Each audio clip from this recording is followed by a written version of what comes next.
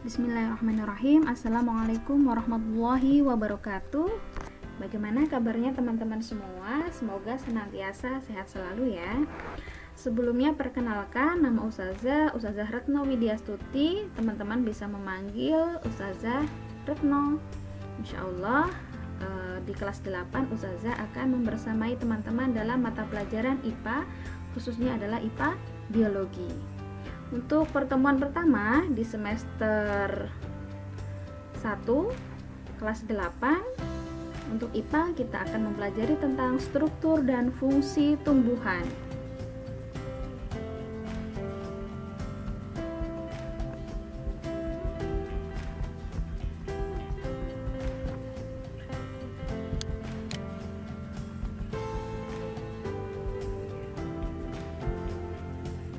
Pertama adalah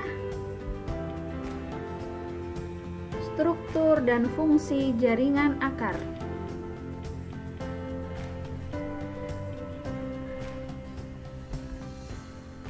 Struktur akar, mungkin teman-teman pernah melihat ya, ada dua jenis akar, yaitu akar tunggang dan akar serabut. Seperti ini ya. Apa perbedaannya? Ya, kalau teman-teman perhatikan, jadi akar tunggang ini adalah akar utama yang tumbuh jauh ke dalam tanah dan memiliki cabang-cabang yang menyebar ke berbagai arah. Ada yang bisa menyebutkan contohnya pada tanaman apa? Misalnya pada tanaman rambutan, kemudian pada tanaman mawar, dan lain sebagainya. Kemudian yang selanjutnya adalah akar serabut. Akar serabut ini tumbuh dari bagian meristem yang ada di bawah batang yang menyebar ke dalam tanah. Nah, jenis tanaman yang memiliki akar serabut misalnya tanaman jenis rerumputan, misalnya gandum, ada jagung, ada tebu, dan lain sebagainya. Nah, ini adalah bagian-bagian akar. Ini adalah leher akar. Leher akar itu bagian yang berbatasan dengan batang. Kemudian ada batang akar. Kemudian ada cabang akar. Kemudian ujungnya cabang akar memiliki cabang lagi yang disebut sebagai rambut akar. Nah, yang paling bawah ini adalah ujung akar. Kalau ujung akar ini diperbesar, maka akan bentuknya seperti ini. Ujung akar ini dibagi menjadi 3 bagian. Ya, yang paling ujung adalah tudung akar. Kemudian bagian selanjutnya atasnya adalah daerah pembelahan sel. Kemudian yang bagian selanjutnya atasnya adalah daerah pemanjangan. Kemudian yang selanjutnya adalah daerah diferensiasi. Daerah diferensiasi ini nanti yang akan berubah menjadi berbagai macam jaringan.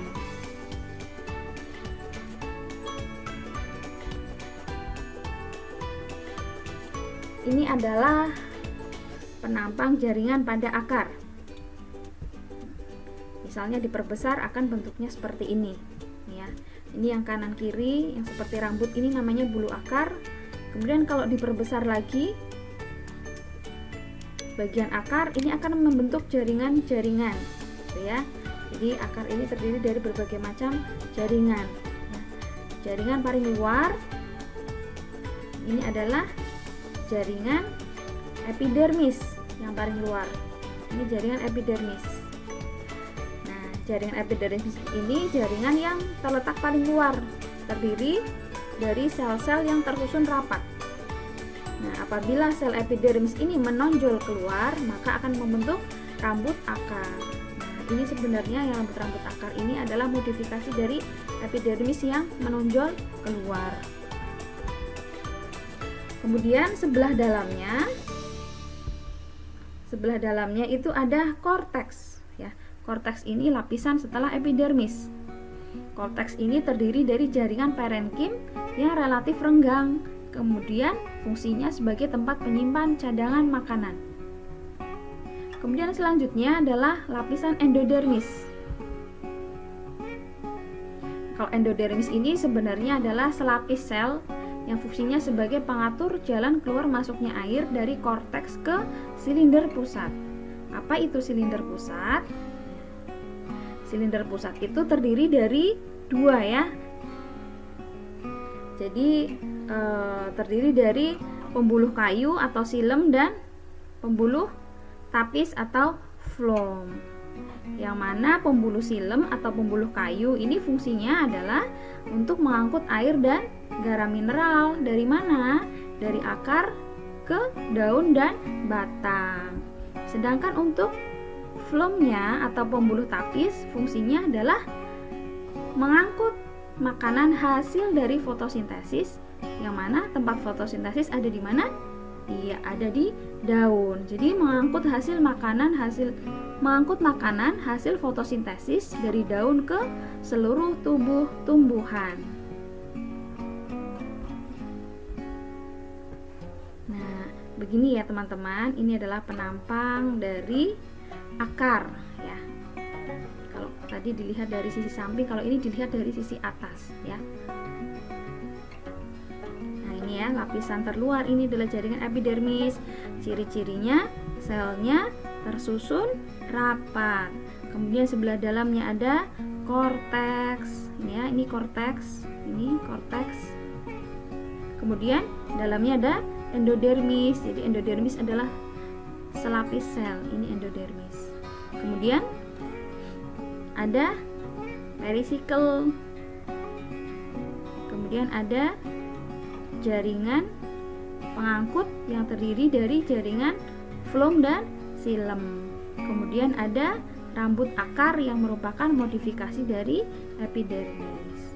Nah, kalau teman-teman perhatikan, ini ada penampang akar tumbuhan dikotil dan penampang dari akar tumbuhan monokotil. Kira-kira apa ya bedanya? Ada yang tahu? Ya, teman-teman bisa melihat perbedaannya, yaitu terdapat pada jaringan pengangkutnya ya. Jadi dilihat dari letak jaringan pengangkut silem dan phloemnya. Kalau pada akar tumbuhan dikotil, silemnya itu letaknya berselang-seling dengan phloem ya.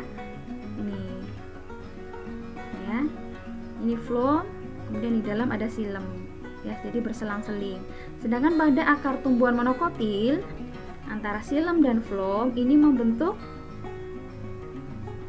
lingkaran ya. Jadi letak silem dan phloem itu dalam satu lingkaran, seperti itu.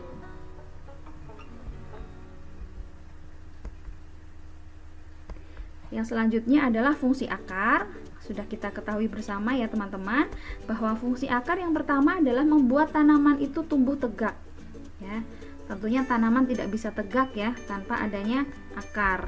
Kemudian menyerap air dan garam mineral dari tanah. Kemudian yang ketiga, membantu menjaga kekompakan tanah. Yang keempat, pada beberapa tumbuhan akar berfungsi sebagai cadangan makanan.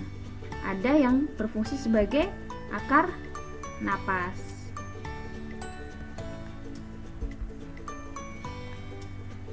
Nah, selanjutnya adalah struktur dan fungsi jaringan pada batang. Nah, teman-teman bisa perhatikan, ini adalah bagian dari batang ya. Ada meristem apikal ya. Meristem apikal atau disebut juga dengan tunas apikal atau tunas utama, yang mana pada bagian ini adalah tempat di mana batang melakukan pembelahan ya. Ini kemudian ada nodus ya. Nodus atau disebut juga dengan buku ya. Kemudian antara nodus dengan nodus ini dinamakan dengan internodus atau ruas.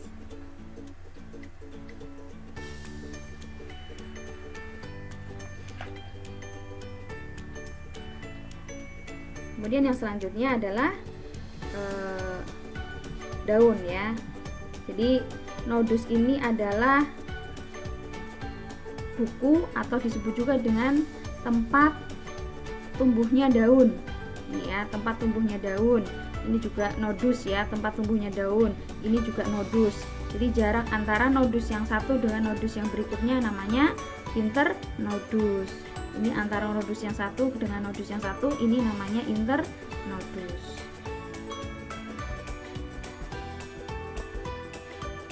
Nah, ini adalah struktur anatomi jaringan pada batang. Kalau teman-teman melihat sekilas bentuknya hampir mirip dengan struktur jaringan pada akar ya.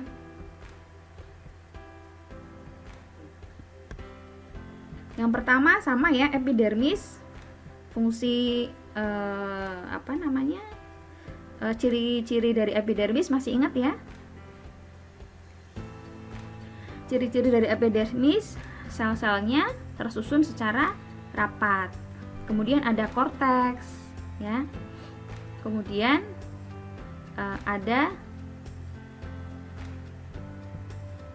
endodermis, kemudian ada xilem, kemudian ada floem.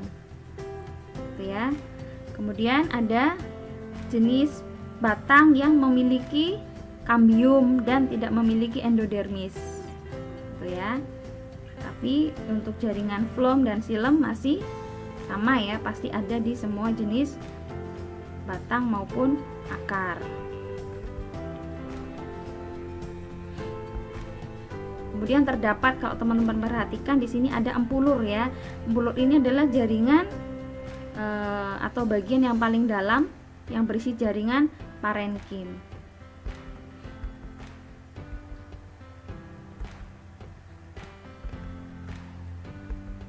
Fungsi batang yang pertama, tempat tumbuhnya daun, bunga, dan buah. Saat batang masih muda berperan dalam fotosintesis. Kemudian yang ketiga, mendistribusikan air dan garam mineral dari akar ke daun dan bunga. Yang terakhir adalah mendistribusikan hasil fotosintesis. Dan mengalami modifikasi tempat cadangan makanan dan juga tempat pembentukan makanan, contohnya pada tanaman kaktus. Yang selanjutnya adalah struktur dan fungsi jaringan daun.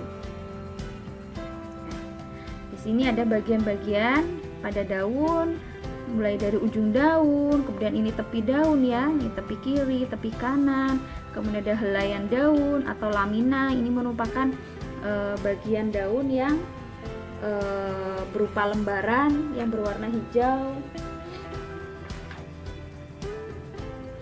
Kemudian ada tulang daun, ini ya, tulang utama. Kemudian ada tulang rusuk daun, tangkai daun, bagian pelepah, dan penumpu.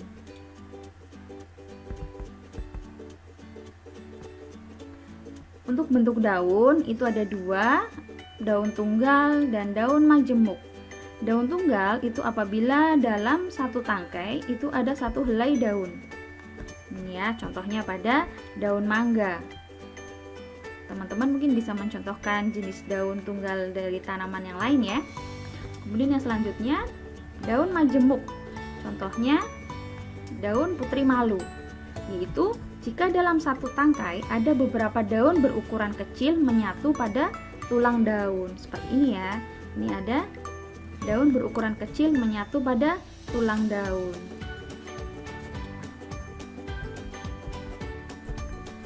Ini adalah struktur anatomi jaringan pada daun.